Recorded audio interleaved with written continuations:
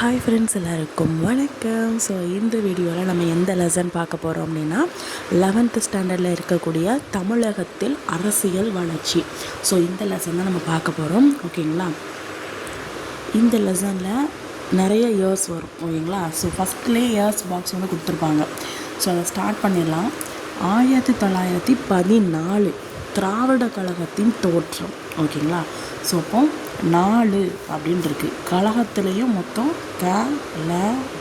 M இந்த 14 வயசு பசங்களை எல்லாமே இப்போவே கழகத்தில் ஸ்டார்ட் பண்ண ஆரம்பிச்சிட்டாங்க அப்படின்னு ஞாபகம் வச்சுக்கோங்க. அப்போ 14 வயசு கழகம். ஓகேங்களா, 16 வயசில் நமக்கு விடுதலை அப்படிங்கிறது வந்து பறி போயிடும். ஏன்னா நம்ம விடுதலையாக பறிபோயிரும் சொல்லலாம், இல்லை விடுதலையாக இருப்போம், ஃப்ரீடமாக இருப்போம்.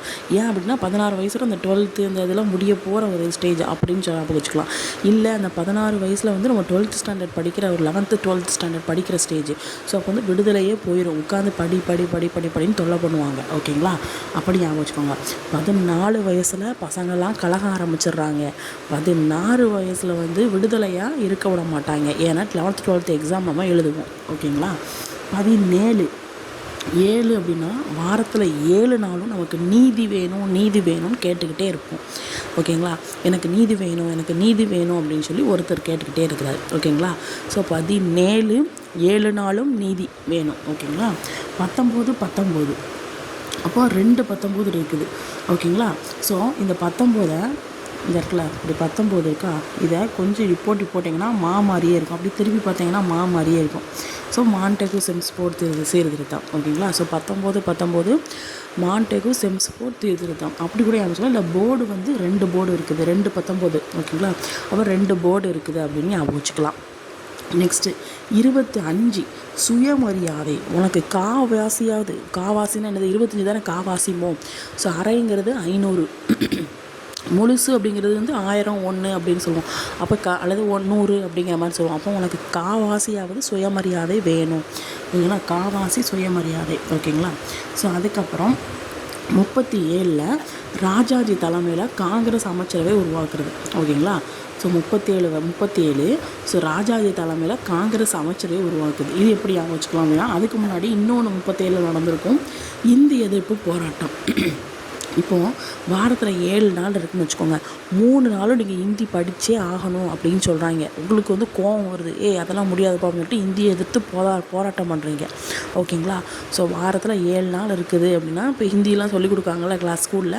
ஸோ அப்போ 3 நாள் ஹிந்தி கிளாஸ் கண்டிப்பாக இருக்கும்பா, மற்ற 4 நாள் நீங்கள் மற்ற சப்ஜெக்ட் படிச்சுக்கோங்க அப்படின்னு சொல்கிறாங்க. 3 நாள் தொடர்ந்து ஹிந்தி படித்தா எப்படி இருக்கும்? உடனே என்ன பண்ணுங்க, ஹிந்தி எதிர்த்து போராட்டம் பண்ணுறீங்கன்னு ஞாபகம் வச்சுக்கோங்க. ஹிந்தி எதிர்ப்பு போராட்டம். அதுக்கப்புறம் ராஜாஜி தலைமையில் காங்கிரஸ் அமைச்சரவை உருவாக்குதல். அப்போ வாரத்தில் 7 நாள் அப்படின்னா ராஜா வந்து என்ன பண்ணுவார், 3 நாள் என்ன பண்ணுவார், அமைச்சரவையில் போய் உட்காருவார். ஓகேங்களா, அது என்ன அமைச்சரவை? காங்கிரஸ் அமைச்சரவை அப்படின்னு வச்சுக்கோங்க. ஓகேங்களா, ஸோ வாரத்தில் 7 நாள்னா நம்ம ராஜா இருக்கார்ல, அரச ராஜா இருக்கார்ல, அவர் வந்து என்ன பண்ணுவாராம், 3 நாள் மட்டும்தான் என்ன பண்ணுவாரோம்னா அமைச்சரவையில் போய் உட்காருவாராம். மற்ற நேரத்தில் எல்லாம் அவங்க குழந்தைங்க, அவங்க ஒய்ஃபு, இவங்க கூட டைம் ஸ்பெண்ட் பண்ணுறது அந்த மாதிரிலாம் பார்ப்பார், அல்லது நாட்டை பார்க்குறது இந்த மாதிரிலாம் பார்ப்பாருன்னு ஞாபகம் வச்சுக்கோங்க. ஓகேங்களா, ஸோ அப்புறம் 1944 இது எப்படி ஞாபகம் வச்சுக்கலாம் அப்படின்னா, 4 நாளும். ஓகேங்களா, 4 நாளும் சேலை கட்டியே ஆகணும்னு சொல்கிறாங்க. அதனால் எங்களுக்கு நீதி வேண்டும்னு கேட்குறாங்க. ஓகேங்களா, அப்போ சேலம் மாநாட்டத்தில் நீதி கட்சி அப்படிங்கிறது வந்து திராவிட கழகம் என பெயர் மாற்றம் செய்யப்பட்டது. அப்போ சேலை கட்டணும்னு சொல்கிறாங்க. எங்களுக்கு நீதி வேணும்னு கேட்டோன்னே உடனே என்ன பண்ணுறாங்க, சரி ஓகே உங்களுக்கு மாற்றம் கொடுக்குறேன், நீங்கள் வந்து சுடிதார் போட்டுக்கலாம். இப்போ சுடிதாருங்கிறது திராவிட கழகம்னு ஞாபகம் வச்சுக்கோங்க. ஓகேங்களா, ஸோ திராவிட கழகம் அப்படின்னு ஞாபகம் வச்சுக்கோங்க. அப்போ 4 நாளும் சேலை கட்டணும்னு சொல்கிறாங்க. அதனால் எங்களுக்கு நீதி வேணும்னு கேட்குறோம். கடைசியில் என்ன பண்ணிட்டாங்க, சேஞ்ச் பண்ணிட்டாங்க. ஓகேங்களா, ஸோ எதாவது சேஞ்ச் பண்ணிட்டாங்க, திராவிடர் கழகம் அதாவது சுடிதாருக்கு மாற்றிட்டாங்கன்னு ஞாபகம் வச்சுக்கோங்க. ஓகேங்களா, ஸோ 49 இப்போது நம்ம 50ன்னு இருக்குங்களா, 50 அப்படிங்கிற ஒரு அரைப்பாதியாவது வாழ்க்கையில் அரை இதை நம்ம எட்டணும் அப்படின்னா அதுக்கு முன்னாடி உள்ள என்னது 49. இந்த 49லேருந்து 50க்கு முன்னேறணும். அப்போ முன்னேற்ற கழகம். ஓகேங்களா, திராவிட முன்னேற்ற கழகம் ஸ்டார்ட். ஓகேங்களா, ஸோ அரைவாசியாவது முன்னேறணும் அப்படின்னா நீங்கள் அதுக்கு முன்னாடி இப்போ 49 இருக்கீங்க அப்படின்னா அரைவாசிக்கு நீங்கள் முன்னேறணும். அப்புறம் 50க்கு முன்னேறணும் அப்படின்னா முன்னேற்ற கழகம். அப்போ 49 முன்னேற்ற கழகம். ஓகேங்களா, ஸோ அதுக்கப்புறம் 46 ஓகேங்களா. ஸோ இது வந்து சென்னை மாகாணத்தில் பிரகாசம் தலைமையிலான காங்கிரஸ் அரசாங்கம் அமைக்குது. அங்கே என்ன பார்த்தா ராஜா வந்து 7 நாள் அப்படின்னா 3 நாள் அமைச்சரவையில் உட்காந்துருப்பார், காங்கிரஸ் அமைச்சரவைன்னு பார்த்தோமா. ஸோ இதில் வந்து பார்த்திங்கன்னா பிரகாஷ்னா நம்ம வந்து இந்த ஒருத்தர் வருவார், ஒரு செல்லம் அவர் பிரகாஷ் தான் நினைக்கிறேன், பிரகாஷ் ராஜ்னு நினைக்கிறேன். அப்போ வந்து அவர் சொல்லுவார், அவருடைய தலைமையில் அரசாங்கம் வந்து அமைக்கிறார். அவர் வந்து என்ன பண்ணுவார்னா வாரத்தில் 6 நாள்னா 4 நாள் நீங்கள் வந்தே ஆகணும் ஓகேங்களா. ஸோ 7 நாள் கிடையாது, அவர் வந்து 6 நாள். ஏன் ஒரு நாள் ஷூட்டிங் போயிட்டு எல்லாம் ரெஸ்ட் எடுக்கணும்ல. ஸோ அவருக்கு வந்து அவர் 6 நாள்னா 4 நாள் வந்து வைப்பார். ராஜா வந்து வாரத்தில் 7 நாள்னா 3 நாள் வந்து அமைச்சரவை வைப்பார். அதான் ராஜாஜி தலைமையில் காங்கிரஸ் அமைச்சரவை அமைக்கிறது ஓகேங்களா. ஸோ நம்ம பிரகாஷ்ராஜ் வந்து என்ன பண்ணுறாரு அப்படின்னா வாரத்தில் அவருக்கு 6 நாள் தான், ஏன்னா அவர் ஆக்டராக இருக்கிறார்ல. ஸோ அவருக்கு 6 நாளில் 4 நாள் வந்து என்ன பண்ணுவார், அவன் அரசாங்கம் வந்து அமைப்பார் அப்படின்னு அமைச்சுக்கோங்க ஓகேங்களா. ஸோ 1947 இப்போ ராமசாமி வந்து முதலமைச்சரானார். இப்போ இந்த ஒவ்வொரு ஊர்லேயும் இந்த ராமசாமி, குப்சாமி, கோயின்சாமி, இது மாதிரி ஒவ்வொரு பேராக வந்து ஆட்கள் கண்டிப்பாக இருப்பாங்க. ஸோ அதில் இந்த ராமசாமிங்கிற ஒருத்தர் வந்து கண்டிப்பாக இருப்பார் ஊரில். ஸோ அவர் வந்து என்ன பண்ணுறாரு அப்படின்னா வாரத்தில் 7 நாள் அப்படின்னா 4 நாள் வந்து என்ன பண்ணுவார் அப்படின்னா நாட்டுக்காக உழைப்பார், மீதி 3 நாள் வந்து வீட்டுக்காக உழைப்பார் ஓகேங்களா. நாடுங்கிறது என்னென்னா முதலமைச்சராகிறது ஓகேங்களா. ஸோ நாட்டுக்காக உழைக்கிறதுக்காக முதலமைச்சராகி உதவி பண்ணுறாரு ஓகேங்களா. ராமசாமி அப்படிங்கிற வந்து என்ன பண்ணுவார் அப்படின்னா வாரத்தில் 7 நாள் அப்படின்னா 4 நாளும் ஓகேங்களா. ஸோ 4 நாள் அவர் என்ன பண்ணுவார், நாட்டுக்காக உழைக்கிறாரு, அதான் முதலமைச்சராக இருக்கார். மற்ற நாள் வீட்டுக்காக உழைக்கிறாருன்னு வச்சுக்கோங்க. ஸோ 49 குமாரசாமி ராஜா தலைமையிலான அமைச்சரவை அமைக்கிறது. இப்போ 49 அப்போ 50 நம்ம இதுக்கு முன்னேற்ற கழகம்னு சொன்னோம்ல, அதுவும் 49 தான். குமாரசாமி ராஜா தலைமையிலான அந்த இதுவும் வந்து உங்களுக்கு 49 தான் ஓகேங்களா. ஸோ இதுக்கு முன்னாடி என்ன பார்த்தோம், இந்த ராஜாஜி இருக்குல்ல. ஸோ ராஜாஜி வந்து என்ன சொல்லுவார், ராஜாஜி வந்து வாரத்தில் 7 நாள்னா 3 நாள் வந்து என்ன பண்ணுவார், 3 நாள் என்ன பண்ணுவார் அந்த அமைச்சரவையில் வந்து உட்காந்துருப்பார் ஓகேங்களா. பார்த்தோமா. ஸோ அதுக்கப்புறம் இங்கே வந்து குமாரசாமி ராஜா, அந்த வந்து ராஜா தான். இங்கே குமாரசாமி ராஜா தலைமையில் இவர் அமைச்சர் குமாரசாமி ராஜான்னு பேரை மென்ஷன் பண்ணிட்டாங்க சரிங்களா. இவருக்கு வந்து அதனால் இவருக்கு வந்து 49, அவர் வெறும் 3 தான், ஏன்னா பேரை சொல்லாமல் இருக்கிறார். அவருக்கு 337 சம்திங் தான்.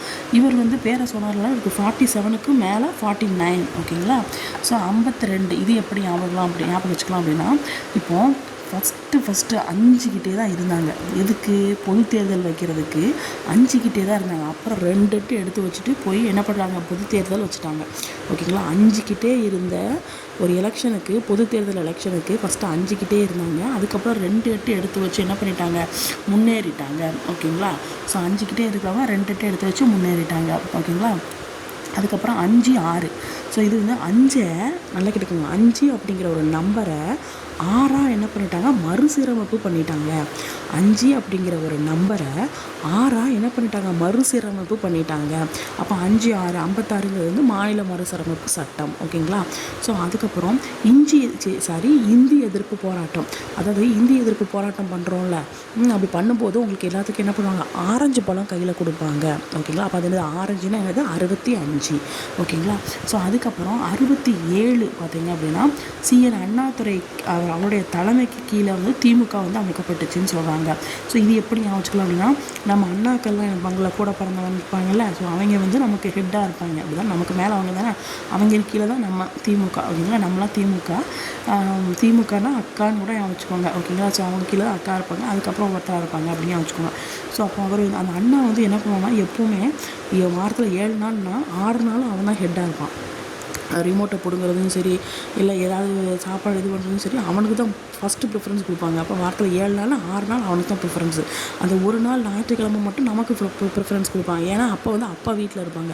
ஸோ அப்போ வந்து நமக்கு ப்ரிஃபரன்ஸ் கொடுப்பாங்க அப்படின்னு ஞாபகம் வச்சுக்கோங்க ஓகேங்களா. வாரத்தில் 7 நாள் அப்படின்னா 6 நாள் அண்ணா தான் ஹெட்டாக இருப்பார் ஓகேங்களா. ஸோ அரும்போதுனா என்னது, உயிர் அருந்து போச்சு அப்படின்னு சொல்லுவாங்க. ஸோ அண்ணாவோட உயிர் அருந்து போச்சு, அது அண்ணா, அதை மட்டும் வேறு ஞாபகம் வச்சுக்கோங்க. ஸோ அதுக்கு இதுக்கு லிங்க் பண்ணாதீங்க, கூட பிறந்த அண்ணான்னு லிங்க் பண்ணாதீங்க. ஸோ 69ங்கிறது வந்து அண்ணாதுரை வந்து காலமானார் ஓகேங்களா. ஸோ 69 அந்த அவர் இறக்குறாரு, கருணாநிதி சிஎம் ஓகேவா. ஸோ கருணாநிதி சிஎம் ஆகாது. ஸோ அப்போ எழுந்து போய் நினைக்கிறதுமா, அதான் எனக்கு எழுந்து போவாங்களே, உட்காந்துருந்தவங்க எழுந்து போவாங்களே. ஸோ எழுந்து போய் எம்ஜிஆர் வந்து நிறுவிருக்காரு, என்னத்தை நிறுவிருக்காரு, அஇஅதிமுகவை நிறுவிருக்காரு.